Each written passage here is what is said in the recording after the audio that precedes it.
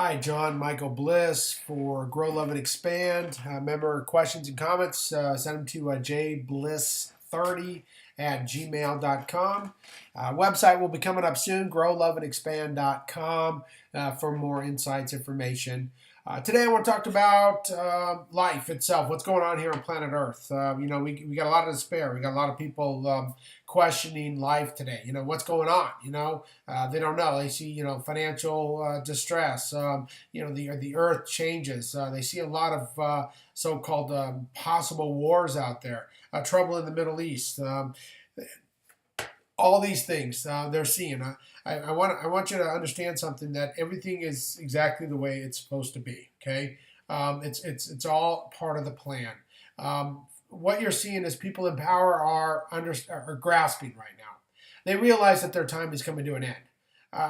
Believe it or not, we're moving into the fourth, fifth, sixth dimension here. Okay, we are actually moving already. We're transitioning ourselves. The people in power know this. They know their time's limited. They're going away. The time for greed and corruption and lies and distrust and manipulation, those times are done.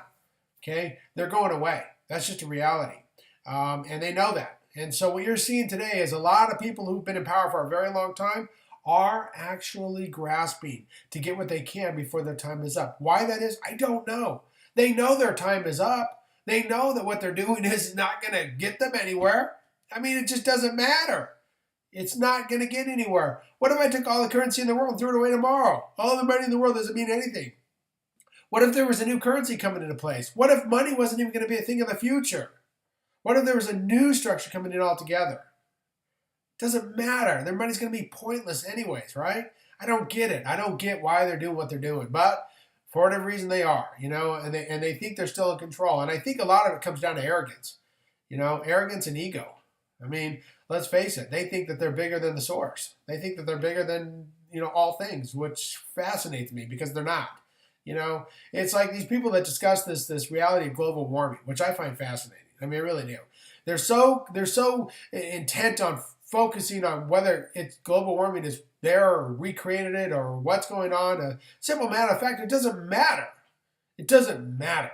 But what does matter is this, is that you go to any metropolitan city, any major metropolitan city, and you see this brown sort of yuck, okay, that's over the cities. Okay, you look out and you go, hey, do you see that mountain right there? And the person goes, no. And they go, that's my point. It's being covered up by this brown film. Okay, and you could say global warming exists, don't exist, but the bottom line is that brown film does. That they call it smog, whatever. It's disgusting.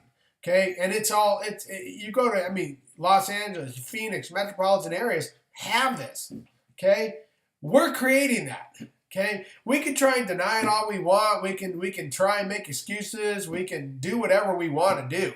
Bottom line is this, though. I just love this because it cracks me up. You can't eat the water, drink the water, eat the food, or breathe the air. Okay, that's a problem. Those are fundamental issues that we need to survive. Those are realities. You could try and deny those. You could try and say, oh yeah, but this, it doesn't really matter. The earth doesn't care. The earth, look, let me tell you something about the earth. Okay, the earth is an entity. Okay, it's a living, breathing organism. It is going to evolve. It has to evolve. With or without us, it's going to evolve, okay? And let me tell you something. You're not bad enough to beat no tornado. If you think you are, go for it.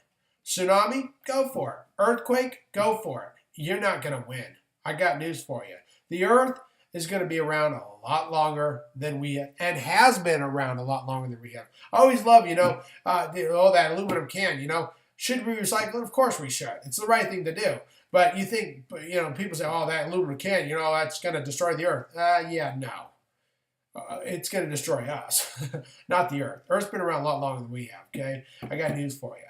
But the reality is that the earth is evolving and has to evolve and will evolve. But we got problems, okay? We got problems. There's no question about it. We got problems. But here's the reality of it. Things are changing. Things are changing. Whether we want to believe it or not, they are changing. What I see today in today's world is the power and the very powerful, the greed is unlike anything I've ever seen. And because they know their time's they're trying to grasp and get whatever they can before they leave, you know? And people always say, well, how's it ever going to change? And it's simple, actually. It's actually comes down to using the same techniques that the powerful and the elite have used for so many years. I mean, they manipulate everything from schools, medicine, to religion, you name it. They manipulated a lot to create fear. Fear is what keeps people in their place most of the time. So you think about it in your life, when you're going to make a change, what stops you from that change? Fear. Fear doesn't exist, okay? Fear is false reality appearing real, right? I'm sure you've heard that before, right? The only force in the universe is love, pure and simple. It's pure love. Fear is what stops us from moving forward most of the time. It what inhibits us from going in the right direction. What I'm doing here with this video is I want to talk to you a little today about change and actually what is actually occurring here on planet Earth and what kind of change is occurring here. Okay, we have all these issues, and we realize that, look, man, we're not going to, destroy the world anymore. Okay, we've done that so many times and it hasn't worked. We've had, messiahs come and go, and what's happened? Relatively not much. We're kind of in the same situation. Jesus, Krishna, Confucius, Buddha, you name it, right?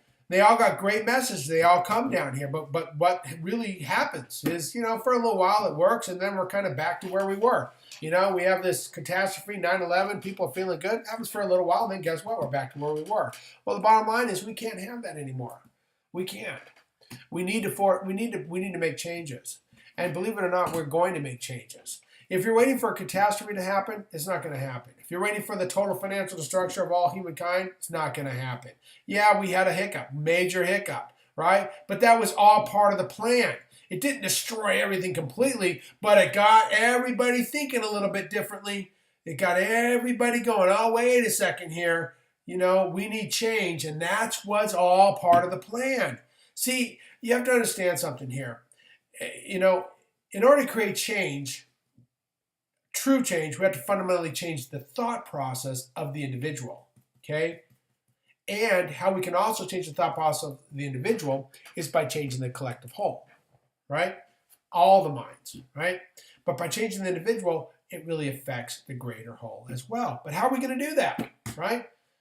Because for whatever reason, I don't know why, but human beings have this reality that in order to create change, they have to hit rock bottom, right? And you don't need to hit rock bottom, but most people do hit rock bottom before they create change. You saw the need for change way long ago. This isn't something that's new, that's crept up on us. No. This has been a reality for quite some time, but we just chose not to do anything about it, right? If I were to take all that smog and pollution, if I was to take all that water that's with chemically laden, if I were to take all the food that's lost some of its nutritional value because of the way we farm today, if I were to show people how animals are truly treated, do you think they'd want change? Absolutely, they'd want change, right? And don't take my word for it, right? Do your own research. I mean, don't trust me at all. If it rings true, then great, follow it with all your heart. But do your own research. Ask yourself, does this guy make sense? What is he talking about? It actually kind of makes sense. It kind of is like ringing true here. Maybe I need to think about some things and do some research on my own, right? So let's go back a ways. And so we know that this little human experiment, right, has to evolve. With or without us, it's going to change. We know that. We know that we're at a point in our life, in our reality of the human genome, so to speak, that we are going to evolve. We know that going into it, right? That's without question.